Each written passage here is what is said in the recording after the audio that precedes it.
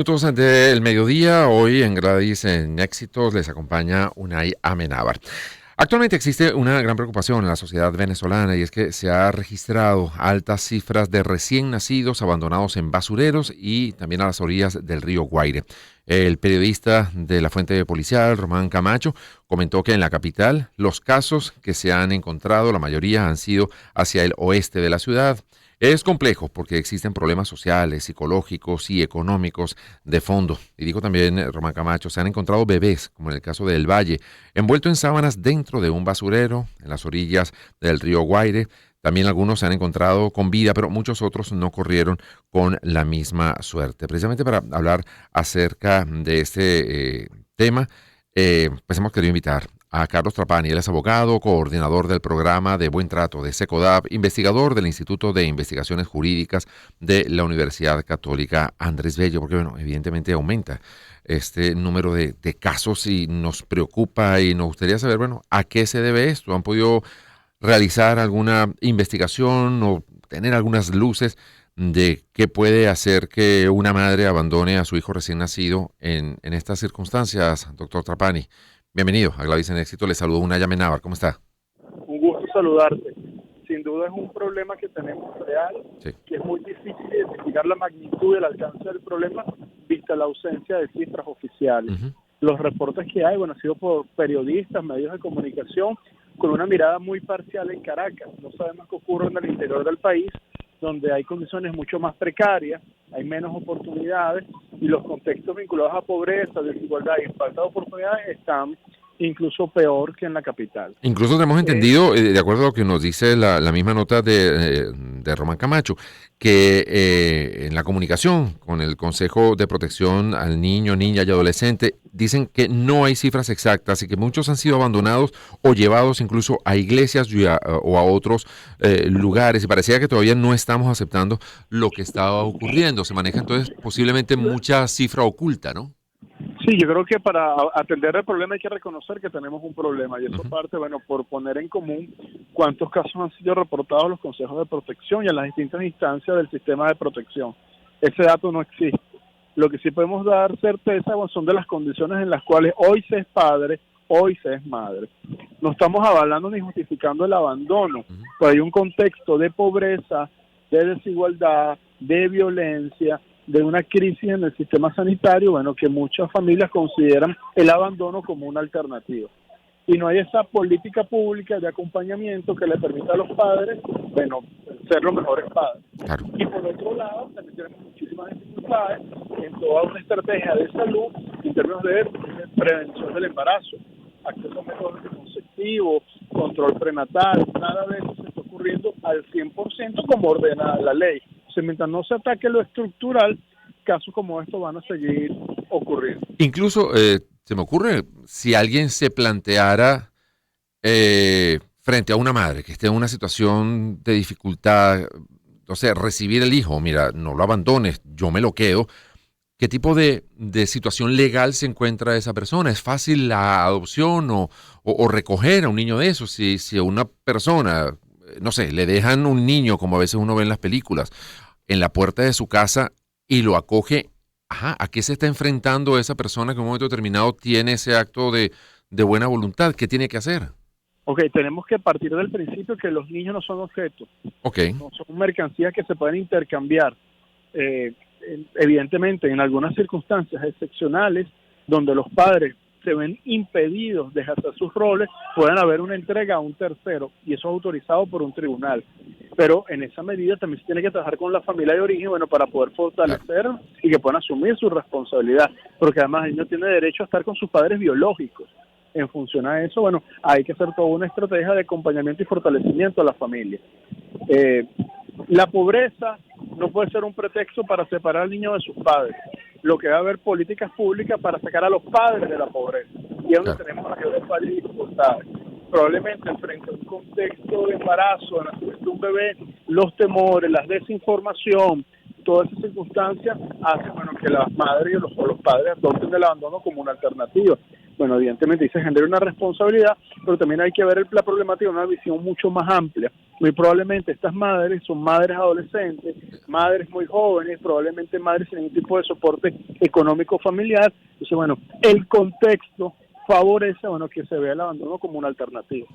Si se determina en un momento determinado, se sabe quién es la madre que abandona a ese niño, digamos, qué tipo de, no sé, de sanción, si es que la hay, qué tipo de, no sé, de pena pudiera recibir esa mujer. Estamos hablando que seguramente muchos son adolescentes o a lo mejor son víctimas desde abuso sexual o hasta, bueno, a lo mejor el padre es tan adolescente como la madre. O sea, estamos ante un cuadro posiblemente complicado. ¿La ley cómo actúa frente a esas personas que en un momento determinado toman esa decisión de abandonar a su hijo? Depende de cada caso. Hay un Ok. mandato establecido en la Constitución que el Estado favorecerá y protegerá la maternidad y a la paternidad, independientemente de la condición de los padres. Entonces, bueno, si hay programas de localización y se localiza a la familia, bueno, habrá toda una estrategia de ver, bueno, cuáles fueron las causas que motivaron el abandono, si está vinculado a pobreza, está vinculado a violencia sexual, está vinculado a un tema de adicciones, está vinculado, bueno, a cualquier otra razón, bueno, que materializa el abandono. Y frente a eso, bueno, los consejos de protección tienen que dictar medidas de protección en función al interés del niño. En función a eso, bueno, habría que evaluar cada caso en particular y, bueno, y habrá distintos tipos de alternativas de atención en el sistema de protección o incluso en el sistema penal. Si el acto fue intencionalmente para hacer daño, bueno, en función a eso asumir una responsabilidad. Marco jurídico existe, institucionalidad existe, lo que tenemos que activar son los mecanismos para que estos casos no sucedan. Y si suceden, bueno, ¿cómo damos una respuesta rápida como sociedad?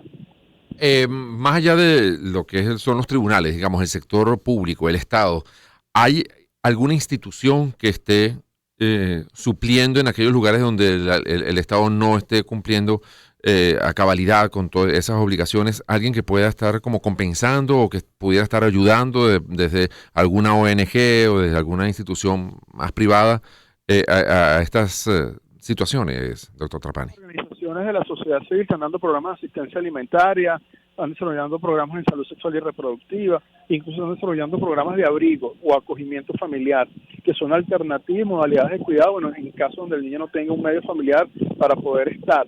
Pero evidentemente la sociedad civil tiene un alcance limitado, con Claro. recursos limitados. Aquí requiere el consenso y el concurso de voluntades entre el Estado, las familias y la sociedad, partiendo del principio que el niño es un sujeto, que el niño Claro. es un ciudadano, que el niño no es una mercancía, no es un zapato que yo puedo botar, entregar a un tesoro a mi libre conveniencia, no, sino que hay un contexto, hay una circunstancia que tenemos que ponderar en función a la realidad familiar de cada niño y cómo generamos las mejores condiciones de protección y cómo mi medida, mi decisión garantiza la mayor cantidad de derechos por el mayor tiempo posible.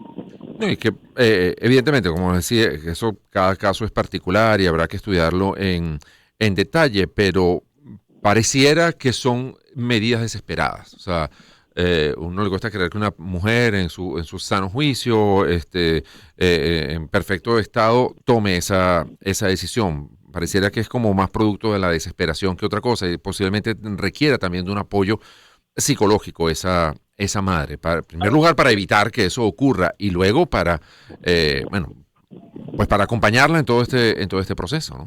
Generalizar es una postura que me parece odiosa. Puede haber muchísimas variables que Claro. hacen a que una mujer tome una decisión como esta.